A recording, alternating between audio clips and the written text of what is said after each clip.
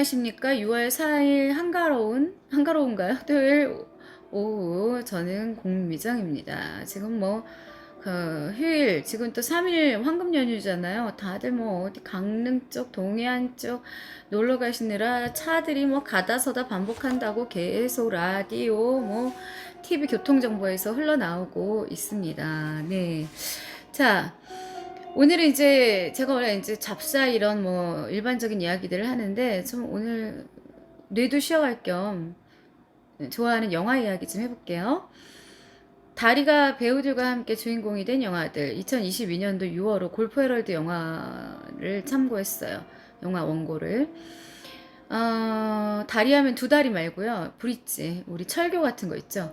철교나 일반적 다리가 영화 속에서 결정적 역할을 하는 작품들이 있는데 아예 제목 자체가 000 다리, 000 철교가 됐을 정도로 그것이 절대적 비중을 차지하는 경우를 우리는 어떤 영화에서 볼 수 있을까요? 다리 영화에 얽힌 이런저런 이야기들 제법 흥미있을 텐데 한번 들어보실까요? 제일 먼저 생각나는 영화는 역시 콰이광의 다리, The Bridge on the River Kwai. 1957년 데이비드 린 감독이 만든 전형적인 전쟁 영화며 1943년 버마의 한 오지에 일본군이 설치한 포로 수용소가 무대입니다. 포로가 된 영국군 등 연합군이 일본군이 전쟁에 활용할 철교 건설에 동원되면서 벌어지는 치열한 사연입니다. 수용소장은 일본군 대령 사이토, 포로의 지휘관은 니콜슨 영국군 대령인데요. 콰이강을 가로지르는 다리 건설을 둘러싸고 두 인물 사이에 펼쳐지는 만만치 않은 신경전은 가히 압권입니다. 니콜스는 포로가 된 장교들에겐 절대로 육체 노동을 강요할 수 없다라는 제네바 협약사본을 내보이기까지 하지만 사이토는 그걸로 니콜슨의 얼굴을 후려치면서 사태는 피를 보는 지경에까지 이르러요. 그런데 니콜스는 군복무 28년의 직업군인이요. 수용소장인 사이토는 런던에서 유학하던 시절 영어를 배운 비직업군인이에요.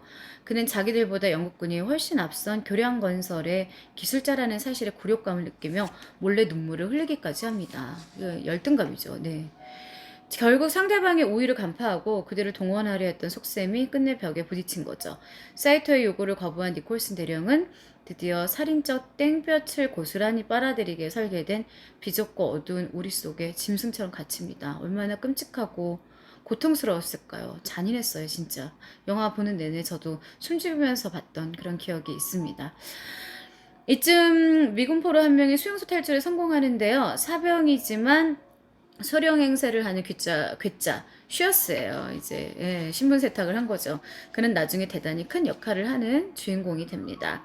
이 와중에 지옥 같은 우리 속에 갇혀있던 니콜슨 대령의 심경에 결정적 변화가 나타나는데 다리 건설 제의를 받아들이겠다는 게 바로 그거죠.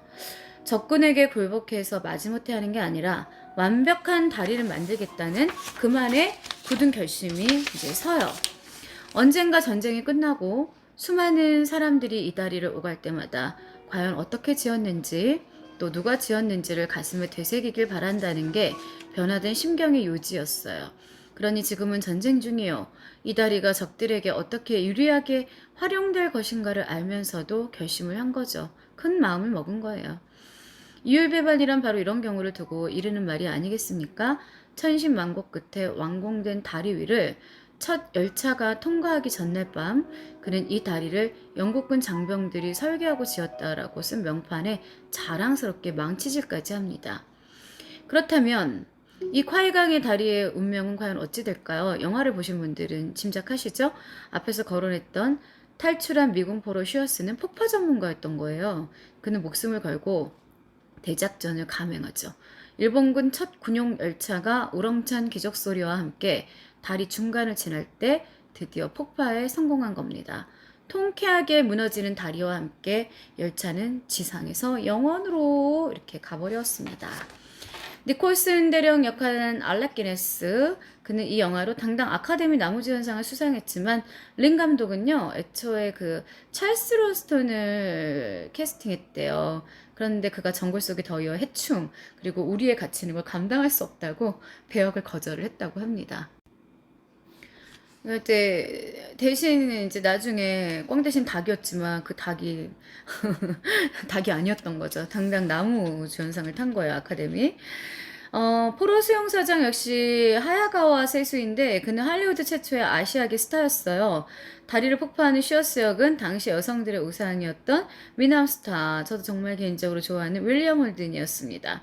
닥터 지바고, 아라비아의 로렌스 등 수많은 명작들을 만든 데이비드 링 감독에겐 늘 거장이라는 수식어가 따릅니다. 이 영화는 아카데미 최우수 작품상을 비롯해 감독상, 나무주연상 등 7개 부문에서 수상을 했고요. 후보에 오른 8개 부문 중 하야게와 세수가 나무주연상만 놓쳤어요. 영화에서의 두 주인공 마치 미친 것 같이 행동하긴 했지만 악당이라기보다는 영웅에 가깝다고 평가하는 게 더 옳을지도 모르죠. 다음은 원제가 워터루 브릿지, 워터루 기억나시죠? 우리말 제목으로는 애수의 이야기입니다. 그 워터루가 아닌가? 네, 운명적 사랑과 예고된 이별이 교차되는 정통 멜로 드라마인데요. 1940년 작품이니까 무려 82년 전이에요. 코바디스, 마음의 향로 등으로 유명한 머빈 루로이 감독이 세계적인 미남 미녀인 로버트 테일러, 이 영화 정말 가슴 아팠었어요. 스토리 자체가 저는 못 보겠어요, 다시는. 힘들어서. 로버트 테일러, 비비안 리를 주연으로 캐스팅한 흑백 영화입니다. 수많은 여성들이 손수건을 적신 비련이었죠. 제1차 세계대전이 한창 진행 중이던 때 젊은 영국군 대위 로이 크로니는 어느 날 밤 워털루 브릿지 위를 산책하고 있었습니다. 목소리가 갈라지고 있네요. 이때 공습경보가 발령되고 사람들이 혼비백산하며 지하도로 대피하던 중 로이는 한 젊은 여인이 핸드백을 떨어뜨려 당황해하는 모습을 목격하고 도와줘요. 여인의 이름은 마이라 레스터. 헤어지면서 남자에게 행운을 안긴다면서 자신이 갖고 있던 조그만 마스코트를 선물합니다. 이때부터 남녀의 교제는 시작되고 사랑의 감정이 무르익은 두 사람은 바로 결혼을 약속하기에 이르죠. 여인은 유명한 발레단의 잘나가는 무용수였고요. 그런데 이게 무슨 운명의 장난입니까? 결혼식을 올리려는 바로 그 순간 로이에게 긴급 출동 명령이 떨어져요. 이제 정말 막 사랑을 하기 시작한 연인이 헤어져야 되는 거예요. 간발의 차이로 결혼이 무산됐으니 이 얼마나 안타까운 일입니까? 남자가 무사히 돌아오기만을 기다리는 수밖에요. 전쟁터로 향하는 연인을 배웅하기 위해 여인은 중요한 연습에도 결석하고 기차역으로 향합니다. 이 일로 인해 그녀는 무용단에서 해고되고 실직은 곧 궁핍한 삶으로 이어져요. 먹을 게 없으니까 경제적으로 너무 힘드니까 그러던 어느 날 여인은 한 카페에 앉아 우연히 신문을 펼치다가 거기서 전사자 명단을 보게 돼요. 그리고 연인 로이의 이름을 발견합니다. 이런 걸 청천벽력이라고 하던가요. 가슴이 무너졌겠죠. 절망과 기아 속에서 헤매던 굶주림 속에서 헤매던 그녀는 결국 매춘을 하기에 이릅니다. 그러다 어느 날 기차역에서 호객하던 그녀는 귀향하는 군인들 무리 속에서 목매에도 못 있던 연인 로이의 모습을 발견해요. 이게 무슨 운명의 장난이에요. 분실한 군번표 때문에 전사자로 잘못 분류된 사무 착오였던 거래요. 드디어 두 사람은 부호 집안인 남자의 대저택에서 결혼 전야의 파티를 했어요. 이제 극적으로 만났으니까요. 그러나 마이라는 양심의 가책을 이기지 못하고 죽도록 사랑하는 로이에게 자신의 과오를 암시하는 편지를 남기고 호련히 잠적합니다. 얼마 후 그녀는 워털루 다리 위를 질주하는 군용 트럭에 뛰어들어 스스로의 삶을 마감합니다. 너무너무 애잔하고 슬픈 그런 영화였어요.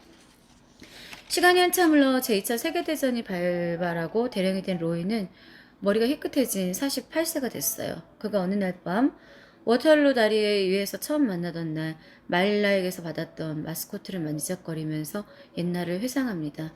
이때 올드랭 사인의 잔잔한 멜로디가 은은히 퍼지며 가슴을 적십니다. 올드랭 사인 유명한 노래죠. 네, 나나나나나나나나나나나나나 이런 노래. 야, 제가 노래를 다 부르네요. 우리나라에선 6.25 전쟁 당시 임시 수도인 부산 등지에서 상영됐다는 기록이 있고요. 당시 이 영화를 피난지에서 봤던 분들은 노인이 됐고 애수는 아련한 추억이 됐을 게 분명합니다. 다리에 관한 영화 이야기를 하면서 어찌 메디슨 카운티의 다리를 빼놓을 수 있겠어요. 더 브릿지 오브 메디슨 카운티. 1995년 클린트 이스트우드가 감독 주연한 로맨스 그레이 장르인데 아이오와주의 어느 시골 마을에 살고 있는 한 농부의 아내가 있습니다. 책으로도 유명하죠. 남편과 두 어린 자녀가 농업박람회를 구경하려고 며칠 동안 집을 비운 사이에 그녀에게 일어난 비밀의 사연이 줄거립니다. 햇빛 찬란한 조용한 오후 빨래를 널던 집 앞에 초록색 픽업 한 대가 멈춰요. 차에서 내린 중년의 사나이, 내셔널 지오그래픽의 사진 기자고요. 그는 체결실을 메디슨 카운티에 있는 다리를 촬영하러 온 거죠. 남자가 그곳으로 가는 길을 묻자 자신이 직접 안내해야겠다며 여인은 함께 차에 오릅니다. 이때부터 두 사람의 가슴에 애틋하고 애처로운 사랑의 감정이 싹트고 그렇다면 두 사람의 비밀스러운 마음의 행로, 그 종착역은 과연 어디일까요? 상대 역의 배우는 메릴 스트립인데 뭐 의견이 분분했어요. 둘이 좀 배역이 좀 잘 안 어울린다 이런 영화에 이랬는데 저는 뭐 괜찮았어요. 그녀는 출연하는 영화마다 아카데미 여우주연상 후보에 오를 만큼 대단한 연기의 달인이고 세 번 수상했어요. 한 번 만났는데 평생 못 잊어요. 이게 영화에서나 있는 일이지 이게 가능할까? 저는 좀 그런 생각을 해봤네요. 대배우이면서 아카데미 감독상을 두 번이나 수상한 클린트 이스트우드는 1930년생이니까 현재 92세지만 아직도 현역인 노장입니다. 노익장. 영화 메디스 카운티의 다리는 어머니가 세상을 떠난 후 장성한 자녀들이 유품을 정리하다가 옛날 일기장을 발견하고 젊은 시절 어머니의 서글픈 사연을 알게 되는 회상 형식으로 각색이 됐어요. 많은 사람들에게 인기를 끌며 흥행에도 크게 성공한 애달픈 러브 스토리였습니다. 6.25 전쟁 당시에 우리나라를 배경으로 한 원안의 도곡다리, 더 브릿지 앳 도곡리라는 영화가 있는데 1952년 11월 우리 동해안의 미국 77기동함대를 무대로 펼쳐지는 전쟁 이야기로 해군 조종사 브루베이커 중위가 주인공입니다. 그에게 도곡리에 있는 다리 폭파의 임무가 주어지는데 주인공은 역시 당시 최고 스타 윌리엄 홀든, 다리하고 인연이 깊네요. 상대역 여우는 그레이스 켈리였습니다. 27살의 모나코 왕자비가 되기 전에 그녀가 남긴 11개 작품 중 하나입니다. 자동차 사고로 53세의 생을 마감한 건 놀랍고 안타까운 일이었고요. 1955년 마크 롭슨이 감독했고 아카데미 특수 효과상을 탔습니다. 그래서 요거 다리를 주제로 한 영화 조금 더 남았거든요. 제가 또 다음 주에 이어서 해드릴게요. 구독과 좋아요 부탁합니다. 감사합니다.